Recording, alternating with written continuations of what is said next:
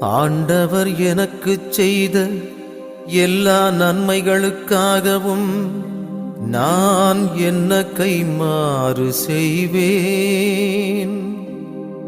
மீட்புக்காக நன்றி கூறி கிண்ணத்தை கையில் எடுத்து ஆண்டவருடைய திருப்பெயரை சொல்லி கூப்பிடுவேன்.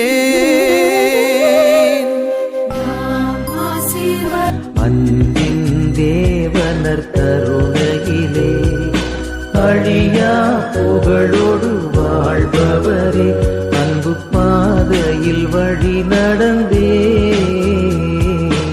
அடியோர் வாழ்ந்திட துணை செய்வீர்.